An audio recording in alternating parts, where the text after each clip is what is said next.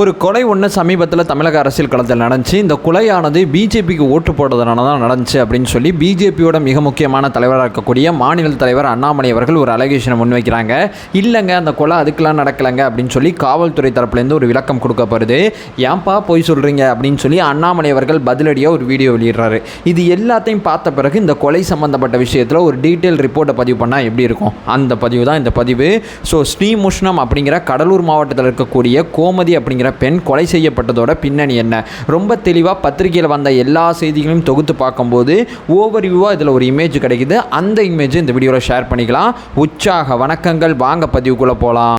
விஷயம் மக்கள், இந்த சம்பவமானது கடலூர் மாவட்டத்தில் நடந்திருக்கு. கடலூர் மாவட்டத்தில் பக்ரி மானியம் அப்படிங்கிற பகுதியில் தான் இந்த சம்பவம் நடந்திருக்கு. இந்த பக்ரி மானியத்தில் ஜெயக்குமார் அப்படிங்கிற ஒருத்தர் இருக்கார், கோமதி அப்படிங்கிற ஒரு பெண்மணி இருக்காங்க.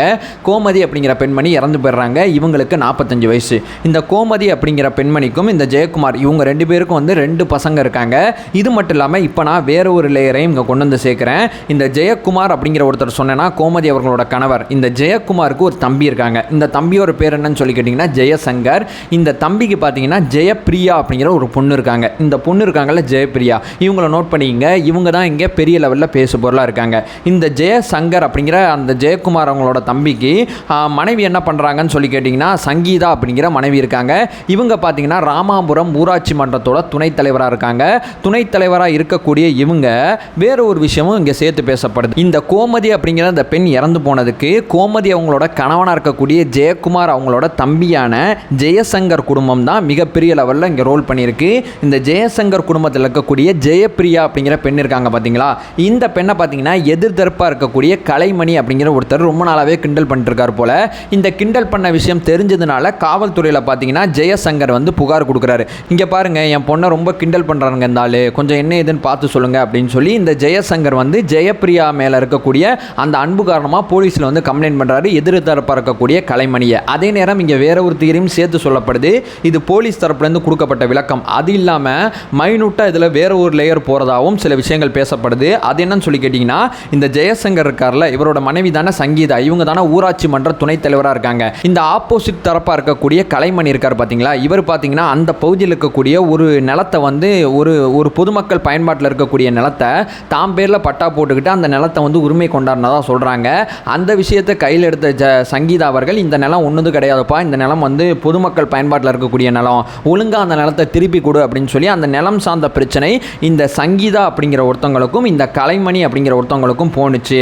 இது காரணமாக தான் இந்த முன் தகராறு ஏற்பட்டிருக்கு அப்படிங்கிற மாதிரி வந்து பெரிய லெவலில் சொல்கிறாங்க. 2 விஷயங்க, ஒன்று அந்த பொண்ணை கிண்டல் பண்ணது, 2வது பார்த்தீங்கன்னா சங்கீதா அப்படிங்கிற ஒருத்தவங்க ஊராட்சி மன்ற துணைத் தலைவராக இருக்காங்க. இந்த துணைத் தலைவர் தன்னோட அதிகாரத்தை பயன்படுத்தினதுனால அங்கே வேற ஒரு பகுதியில் அந்த பகுதியில் இருந்த வேற ஒரு நபர் வந்து முறைகேடாக செஞ்ச ஒரு விஷயம் தடுக்கப்பட்டதுனால அவர் கோவப்பட்டு இந்த முன்விரோதம் ஏற்பட்டிருக்கு அப்படிங்கிறது சொல்லப்படுது. சரிப்பா, அந்த எலெக்ஷன் டேல என்ன நடந்திருக்கு அப்படின்னு சொல்லி கேட்டிங்கன்னா, ஏன்னா அண்ணாமலை அவர்கள் வீடியோவை கொஞ்சம் வாட்ச் பண்ணி பார்த்தாவே, ஏன்பா இது எலெக்ஷனுக்கு முன்னாடி எனக்கும் அவனுக்கு சண்டன் கூட வச்சுக்கலாமே, ஏன் எலெக்ஷன் அன்னைக்கு வந்து என்ன அடிக்கணும், எலெக்ஷனுக்கு முன்னாடி வரலாம், எலெக்ஷனுக்கு பின்னாடி வரலாம், எலெக்ஷன் அன்னைக்கு ஏன் வரணும் அப்படின்னு கேட்கும்போது அவங்க என்ன சொல்கிறாங்க, நாங்கள் பிஜேபிக்கு தான் ஓட்டு போடுவோம்னு அவங்களுக்கு தெரியுங்க, ஓட்டு போட்டுட்டு வந்து எங்களை கிண்டல் பண்ணாங்க, நாங்களும் சில விஷயம் பேசணும், அவங்களும் சில விஷயம் பேசுனாங்க அப்படின்னு சொல்லி பாதிக்கப்பட்டவங்க அந்த வீடியோவில் பேசுறது நம்மளால பார்க்க முடியுது. எலெக்ஷன் டேத்தில் இவங்க பிஜேபிக்கு ஓட்டு போடுறது தான் மிகப்பெரிய தவறு அப்படிங்கிறது பெரிய லெவலில் சொன்னதுனால தான் இவங்களுக்குள்ள அந்த வாய் தகராறு வந்திருக்கு அப்படிங்கிறது தான் அண்ணாமலை அவர்கள் வீடியோ மூலமாக நமக்கு தெரிய வருது. இப்போ அப்படியே பேரலாக இந்த பொய் செய்தி அப்படிங்கிறது பெரிய லெவலில் பேசப்படுதில்ல, இந்த பொய் செய்தி சம்பந்தப்பட்ட விஷயத்தில் சில கைதும் நடந்திருக்கு. அண்ணாமலை அவர்கள் மேலே வழக்கு பதிவு செய்யப்பட்டிருக்கு. ஆனால் இதில் வேறு சில கைதுகளும் நடந்திருக்கு. அதாவது பார்த்தீங்கன்னா, அந்த பகுதியில் இருக்கக்கூடிய விளையாட்டு வளர்ச்சித்துறையில் திமுக நிர்வாகியாக இருக்கக்கூடிய சதீஷ்குமார் அப்படிங்கிற ஒருத்தர் இருக்கார். இவர் இந்த கொலையை பார்த்தோன்னா, ஏங்க இது முன்விரோத கொலைங்க, இதற்கும் இந்த ஓட்டு போடுறதுக்கெல்லாம் சம்மந்தம் கிடையாதுங்க, இந்த விஷயத்தை யார் பரப்புனதுன்னு சொல்லி தன்னோட ரிசர்ச்சை பண்ணி இவங்க தாங்க இந்த செய்தியை தவறாக பரப்புறாங்க அப்படின்னு சொல்லி போலீஸ்கிட்ட புகார் கொடுத்தாரு. இந்த செய்தியை பெரிய லெவலில் அவர் ஆராய்ச்சி பண்ணும்போது வட இந்தியர் அப்படிங்கிற ஒரு ட்விட்டர் ஐடியில் வந்து சிக்கா அப்படிங்கிற ஒருத்தர் தான் இந்த செய்தியை போட்டிருக்கார் அப்படிங்கிற விஷயத்தை கண்டுபிடிக்கிறாரு. இந்த சிக்கா அப்படிங்கிற ஒரு நபர் இந்த செய்தியை போட்டதை ஹரி பிரபாகரன் அப்படிங்கிற ஒருத்தர் ஷேர் பண்ணதை கண்டுபிடிக்கிறாரு. அது மட்டும் இல்லாமல் பிரபல யூடியூபராக இருக்கக்கூடிய சண்முகம் அப்படின்னு சொல்லி தன்னோட புகாரில் கொடுத்துருக்காரு. இந்த சண்முகம் யாருன்னு சத்தியமாக எனக்கு தெரியல, பிரபல யூடியூபர்னு வேற குறிப்பிட்டிருக்காரு. இந்த சண்முகம் இந்த 3 பேர் சேர்ந்து தான் இந்த செய்தியை மடைமாற்றி, அதாவது தவறான கண்ணோட்டத்தில் பதிவு செஞ்சுருக்காங்க. அது மட்டும் இல்லாமல் இது எதுவுமே தெரியாமல் அண்ணாமலை அவர்கள் இந்த செய்தியை வந்து தன்னோட சோஷியல் மீடியாவில் போட்டு கண்டனத்தை தெரிவிச்சிருக்காரு. இவங்க அத்தனை பேருமே இந்த வதந்தி பரப்புறாங்க, வன்முறையை தூண்டுறாங்க, கலவரத்தை ஏற்படுத்த முயற்றாங்க, இரு தரப்புக்கு இடையில் இருக்கக்கூடிய பிரச்சனையை ஊக்குவிக்கிறாங்க அப்படின்னு சொல்லி பல்வேறு வழக்குகளில் இவங்க மேலே, அதாவது பல்வேறு பிரிவுகளில் இவங்க மேலே வந்து வழக்கு பதிவு செய்ய சொல்லி போலீஸில் புகார் கொடுக்குறாங்க. இந்த புகார் அடிப்படையில் காவல்துறை விளக்கம் கொடுக்குறாங்க. அதாவது இந்த கைதானது இப்படிலாம் நடந்திருக்கு, இந்த இடத்துல இப்படிலாம் செய்திகள் போயிருக்கு அப்படிங்கிற ஒரு செய்தியை காவல்துறை சொன்னோன்னே அண்ணாமலை அவர்கள் அந்த இடத்துல போய் பாதிக்கப்பட்டவங்களே வீடியோ எடுத்து உண்மைக்குமே பாதிக்கப்பட்டவங்க என்ன சொல்கிறாங்க அப்படிங்கிறத கேப்சர் பண்ணி அந்த வீடியோவை சோஷியல் மீடியாவில் போடுறாரு. அவர் என்ன சொல்கிறாருன்னா, இல்லைங்க இவங்க சொல்கிறபடி முன்விரோதம் அப்படின்னு சொல்லி மடைமாற்றம் அவங்க தான் பண்ணுறாங்க, நாங்கள் பண்ணலை. உண்மைக்குமே வந்து பிஜேபிக்கு ஓட்டு போட்டதுனால தான் அந்த பெண்மணி கொலை செய்யப்பட்டிருக்காங்க அப்படிங்கிறது சொல்லப்படுது. ஆனால் இந்த இடத்துல பார்த்தீங்கன்னா ஜெயக்குமார் அப்படிங்கிற ஒருத்தருக்கு எந்த பிரச்சனையும் இல்லை, ஜெயசங்கர் அப்படிங்கிற குடும்பத்துக்கும் தான் இந்த கலைமணிக்கும் தான் பிரச்சனை. இந்த கலைமணி ஜெயசங்கர் குடும்பத்தில் இருக்கக்கூடிய யாரோ ஒருத்தவங்களை கூட குத்திருக்கலாம்ல, ஏன் சம்பந்தமே இல்லாமல் கோமதி அப்படிங்கிற பெண்ணை குத்தணும்? ஏன்னா கோமதி அப்படிங்கிற பெண்ணுக்கும் இந்த கலைமணி அப்படிங்கிறவங்களுக்கும் எந்த பிரச்சனையும் இல்லை.